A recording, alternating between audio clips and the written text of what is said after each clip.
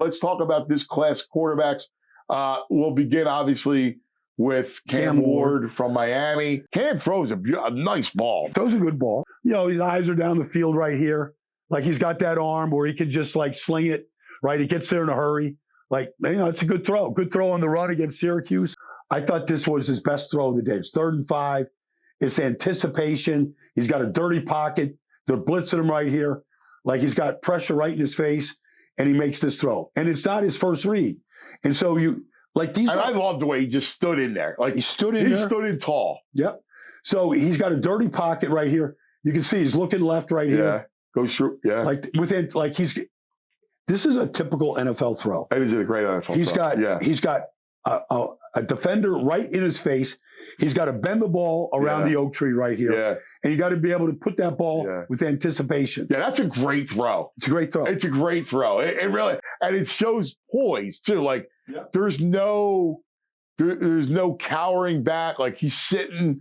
He's going to get hit. Look, he's getting hit from the side. I remember there was a Monday night game the NFL sent me to in Minnesota, and it was Brett Favre of Minnesota, Aaron Rodgers of Green Bay. So it was a big deal. First time they went against each other. And I was doing this pregame, postgame thing for him. But I watched the game from the end zone. It's one of the few games I've actually been on the field, watched the whole game from the end zone.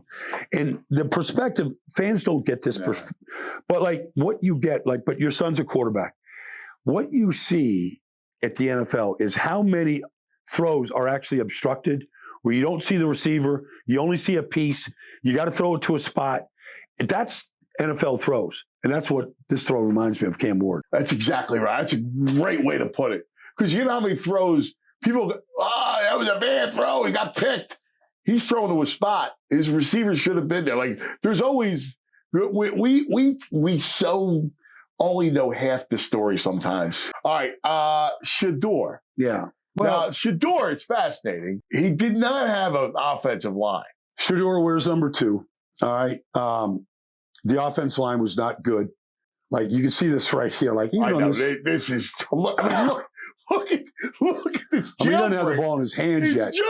Jailbreak. Yeah. Well, they run a lot of these plays though. Yeah. A lot of these quick screen type plays because the offensive line doesn't hold up well. No. So it's a lot of these. So you have to filter through all these sideline throws. Yes. Like, he's a pure pocket quarterback. Yeah. He wants to live in the pocket. Yeah. He has his throw right here.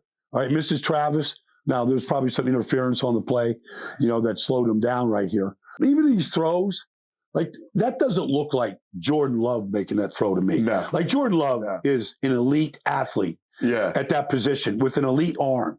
Like, it doesn't look like he has that. Like, he floats every one of these balls to me. There's a pass over the middle to Travis Hunter.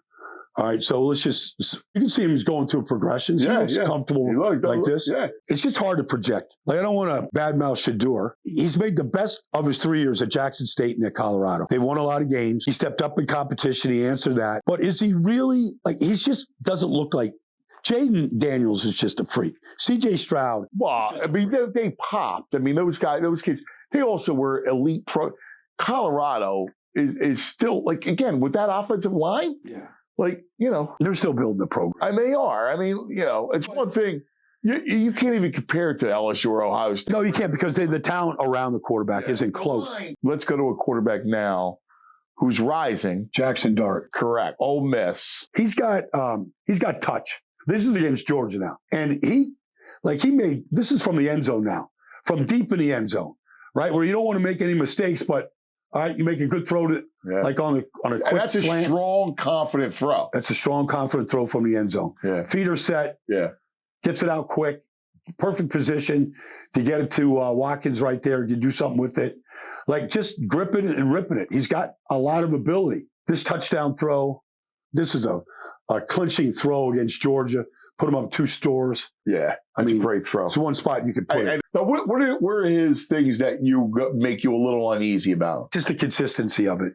Can you do it consistent? Like, that's just, I think he's got all the throws. For all these kids, how you process information, how quickly you can process it. I don't know a lot of those answers yet, but like I think he's going to get pushed into the first round. Like I can see somebody trading back. Yeah. Like, just like I'm not comparing him to Lamar Jackson, but, Ozzie Newsome traded back in the first round to take him, knowing he was stepping down. Yeah. I'm leaving the Ravens in good hands with Lamar. Well, he did. So, like, I can see a team trading back into the first round that might need a quarterback down the road that can say, let's invest in this kid. Let's get 5 years. He doesn't have to start this year. Like, I don't know what team that is right now. Let's say the Giants sign Russell Wilson. And let's say that they use the third pick on Travis Hunter. Could they then at the top of the second round, where they pick again, could you trade into the first round and take Jaxson Dart? Absolutely. And you have Russell, and now you have Dart. Yeah. And you have a succession plan. Actually, it's funny because I'd be much more comfortable in that process than going after Ward. Forget about Shedeur. I have no interest in that, right? But I'd feel way better using a second round pick or trading back up to go get Jaxson Dart. Let's go Quinn Ewers because I'm not a fan. All right, now again, good kid. I mean, God bless him. Has anybody had more talent around him? I mean, look at those receivers. Like all the receivers that got drafted last year. You're looking at all the Isaiah Bond, all the guys this year. I know he was hurt all year and. I played through it, right? To his credit. Not just played through it, but you played through it with Archie sitting right behind you. Yes. So he had the heat on him. So he answered a lot of questions about him. I just think the arm talent is not elite. Let's move on and let's go with my local guy. I want you to look at Kyle. I love the way Kyle throws a ball. I thought he got a little scapegoated at Ohio State. Played well there. I don't think he deserved it. And then he went on. He didn't cry. He didn't make a big stink. He goes to Syracuse, and he just threw the hell out of the ball. Yeah. Here's the thing, too. Like, it's not like he had a ton of receivers that were, you saw at the combine. The back shoulder throw. Perfect throw. I mean, look at that. Yep. That's on a rope. But they were down 21-0 in this game. Yeah. And brought him back. This is a great game. I mean, obviously, everyone's going to point to the Pittsburgh game and some of the mistakes and pick sixes and all that kind of stuff. But I thought he showed tremendous poise in this game to be able to bring his team back. Well, I want to ask you about Milroe, right? Because I was enamored with, early in the year, I was enamored with Milroe. All right. Like, I remember arguing with my buddy because he was all big Shedeur. And I'm like, man, Milroe, there's certain flashes that he shows where he looks great. And then he looks awful, right? Like, he goes from looking like really good to just god awful. Yeah, but I mean, he should have stayed. He should have stayed in college. I mean, he's an elite athlete. He's got a good arm. He's got great movement. He's a workout machine too. He's a beast. Yeah, I saw him at Senior Bowl, and physically he has the part. I mean, he's a phenomenal athlete. He's going to flash. He's going to flash. Man. I know Alabama when they move on. All right, go do like Jalen did and go to Oklahoma. Somebody would. You're going to tell me Jalen Milroe's in the portal and nobody? No. I mean, like Michigan. I mean, somebody's going to go, give go him grab a him. Paycheck. No doubt. I just thought he needed to play. And the last, it's a shame, but the last memory of him in college was that awful bowl game on New Year's Eve day.